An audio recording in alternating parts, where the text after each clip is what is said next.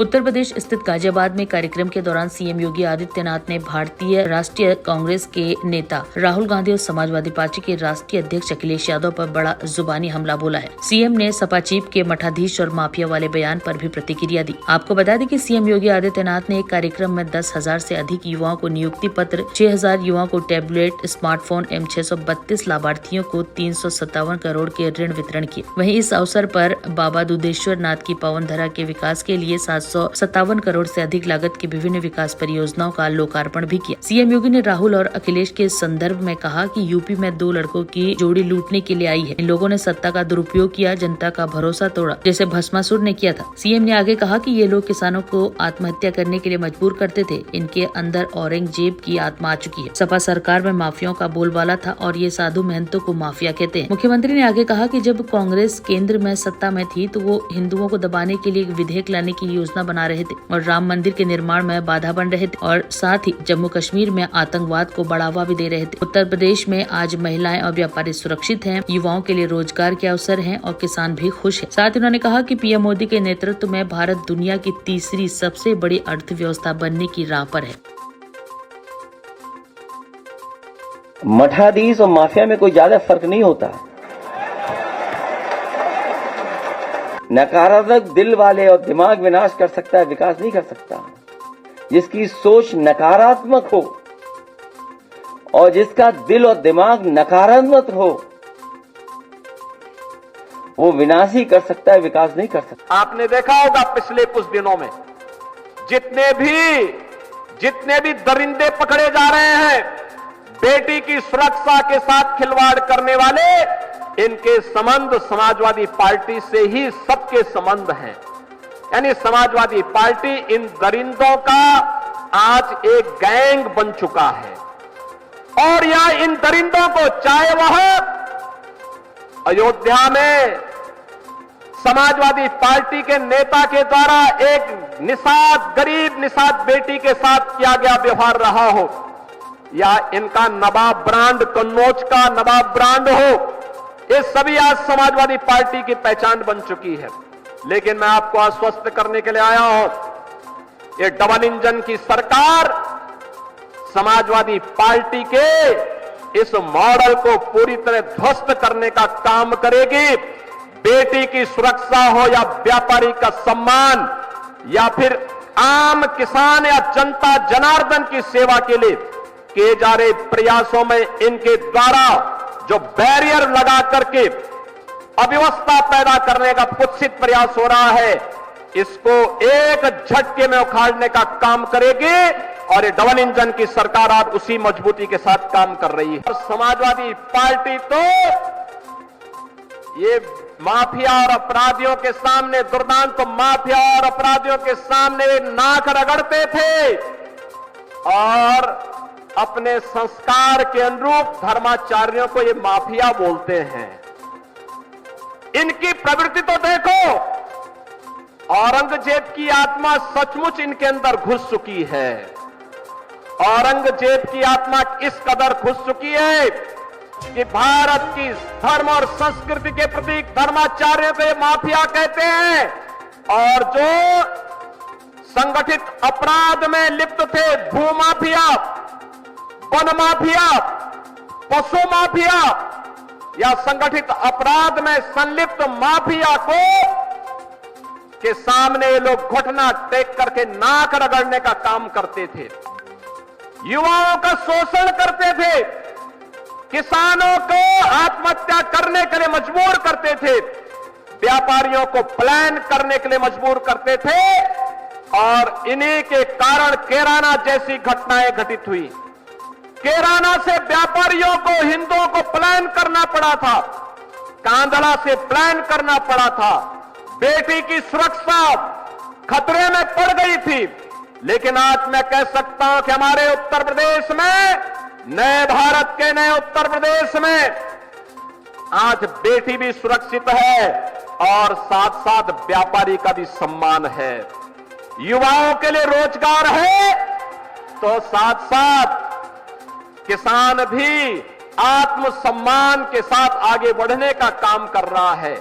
और हमने तो पहले कहा है, अगर किसी ने युवाओं के भविष्य के साथ खिलवाड़ किया तो उसके भविष्य के साथ सरकार भी खिलवाड़ करने का काम करेगी। अगर किसी ने युवाओं के सपने में रोड़ा बनने का काम किया तो उस रोड़े को जबरन हटाने का काम करके, उस बैरियर को जबरन हटाने का काम सरकार करेगी और बैरियर बनने वालों की संपत्ति को जब्त करके गरीबों में बंटवाने का काम भी सरकार करेगी। वन डिस्ट्रिक्ट वन प्रोडक्ट के माध्यम से भी हम लोगों ने प्रदेश के अंदर नए उद्यम स्थापित करने के लिए कार्य प्रारंभ किए हैं और अब हमारी सरकार एक नई स्कीम लेकर के आ रही है। वह है मुख्यमंत्री युवा उद्यमी के रूप में। बहनों और भाइयों, 10 लाख युवाओं को अगले कुछ वर्षों के अंदर 10 लाख युवाओं को अगले कुछ वर्षों के अंदर पहले चरण में 5 लाख, दूसरे चरण में 10 लाख तक का ऋण ब्याज मुक्त ऋण होगा। ब्याज जितना भी लगेगा वो सरकार भरेगी। युवा अपना उद्यम लगाएगा। एमएसएमई उद्योग के लिए 1000 दिनों तक एनओसी की बाध्यता समाप्त। सारी औपचारिकता 1000 दिन तक होती रहेगी। आप अपना कार्य आगे बढ़ाइए। निजी क्षेत्र में प्राइवेट औद्योगिक पार्क स्थापित हो रहे हैं और विकास के साथ आधुनिक इंफ्रास्ट्रक्चर का जो मेल ये डबल इंजन की सरकार ने आगे बढ़ाया है, आज उसके परिणाम हम सबके सामने देखने को मिले हैं। आज केवल युवा ही स्मार्ट नहीं है, अब तो सिटी भी स्मार्ट दिख रही है। गाजियाबाद इसका उदाहरण है। 10 वर्ष पहले जिस गाजियाबाद में गंदगी का अंबार हुआ करता था, माफिया पैरेलल सरकारें चलाते थे। उन माफियाओं के सामने तत्कालीन सरकारें नाक रगड़ा करती थी, दंगाइयों के सामने नाक रगड़ा करती थी। और जब कावड़ यात्रा आती थी तो कावड़ यात्रा के मार्ग में बैरियर लगाते थे। लोग कहते थे ये नहीं होगा। इनको लगता था कि जैसे कावड़ यात्रा होगी तो पता नहीं क्या हो जाएगा। लेकिन बहनों और भाइयों, आज मैं कह सकता हूं कावड़ यात्रा तो धूम धड़ाके के साथ गाजियाबाद से हरिद्वार के बीच में निकल रही है। लेकिन माफिया और दंगाई कहां चले गए हैं? आज उनके आंका परेशान हो गए हैं, क्योंकि ये माफिया और ये दंगाई उनकी कमाई का जरिया था। और कमाई पर जब भी आप किसी गैंग लीडर की कमाई पर आप कभी हमला करेंगे तो वह उग्र होगा, वह उस समय उग्र हो जाएगा और फिर वह किसी शिष्टाचार, सामान्य शिष्टाचार को भूल करके भी अनर्गल लाभ करते हुए दिखाई देंगे। आज यही हो रहा है। कांग्रेस हो या समाजवादी पार्टी, इन्हें न देश की चिंता है न समाज की चिंता है। इन्हें न आपकी आस्था की चिंता है न युवाओं की चिंता है। इन्हें तो केवल अपने परिवार की चिंता है। परिवार पर आधारित इन पार्टियों का देश के प्रति, समाज के प्रति कोई दायित्व नहीं रह गया है। ये केवल और केवल अपने संकीर्ण स्वार्थों के लिए समाज को बांटेंगे, जातीयता के नाम पर आपस में लड़ाने का काम करेंगे, वर्ग संघर्ष की स्थिति पैदा करेंगे और वर्ग संघर्ष की स्थिति पैदा करते हुए फिर दंगाइयों को लूटपाट करने, बेटी की सुरक्षा के साथ खिलवाड़ करने की छूट देंगे। बहनों और भाइयों, 2017 के पहले अगर उन सरकारों का बस चलता तो समाजवादी पार्टी की सरकार, अगर उनका बस चलता, या फिर कांग्रेस के नेतृत्व की केंद्र की सरकार 2014 के पहले देश के अंदर किस प्रकार के नजारे इन्होंने प्रस्तुत किए थे, उनके नजारे थे तो उत्तर प्रदेश सरकार की 2017 के पहले की सरकारों के कारगुजारियां भी थी। वे लोग आज दावे तो बड़े बड़े करते हैं, लेकिन इनके काले कारनामों को अगर आप एक एक करके देखना प्रारंभ करेंगे तो आपको एहसास होगा कि वास्तव में ये लोग केवल इनके बारे में मुझे एक शायर की बात याद आती है कि नजर नहीं है लेकिन नजारों की बात करते हैं, जमी पे चांद सितारों की बात करते हैं। वो हाथ जोड़ के बस्ती को लूटने वाले भरी सभा में ये सुधारों की बात करते हैं। इन्होंने लूटा है। आप यूपी के अंदर ये जो दो लड़कों की जोड़ी गुमराह करने के लिए आई है, इन्होंने लूटने के सिवाय अपने परिवार के सिवाय किसी का कोई हित नहीं किया है, कभी नहीं किया है, कभी नहीं किया है। बहनों और भाइयों, इन लोगों को जब भी जनता जनार्दन ने शक्ति दी है तो इन्होंने उस शक्ति का दुरुपयोग किया है, वैसे ही जैसे किसी कालखंड में भस्मासुर ने किया था। आपकी ताकत से ही आपकी आस्था पर प्रहार।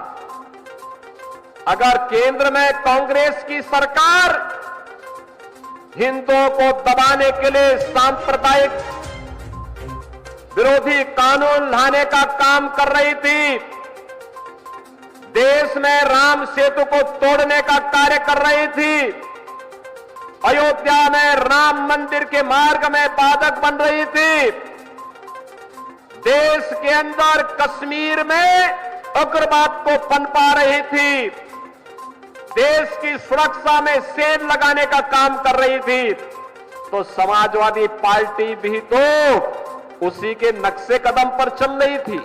पिछले 7-7.5 वर्ष में जो काम भारतीय जनता पार्टी की डबल इंजन की सरकार ने किया है, आज उसका परिणाम है। जो उत्तर प्रदेश कभी देश के विकास में बैरियर माना जाता था समाजवादी पार्टी और बहुजन समाज पार्टी की सरकार के समय, आज वही उत्तर प्रदेश देश की अग्रणी अर्थव्यवस्था में से एक है। समाजवादी पार्टी की सरकार के समय 7वीं अर्थव्यवस्था के रूप में उत्तर प्रदेश था, आज उत्तर प्रदेश नंबर 2 की अर्थव्यवस्था बन चुका है। और बहनों और भाइयों, अगले 3 वर्ष हमारे लिए महत्वपूर्ण है। इन 3 वर्ष में उत्तर प्रदेश को देश का अग्रणी नंबर 1 की अर्थव्यवस्था बनाना है।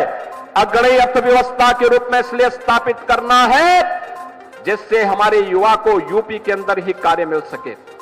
नंबर 1 की अर्थव्यवस्था का मतलब उसके सपनों को पंख लगाने के लिए, एक नई उड़ान देने के लिए सरकार का संबल उसके साथ जुड़े।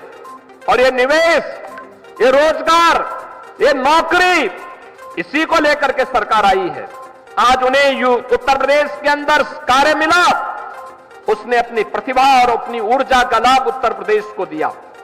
पर कैपिटा इनकम दुगने से अधिक हुई, उत्तर प्रदेश की जीडीपी दुगने से अधिक हुई। एक नई गुणात्मक परिवर्तन आज उत्तर प्रदेश के अंदर देखने को मिला है।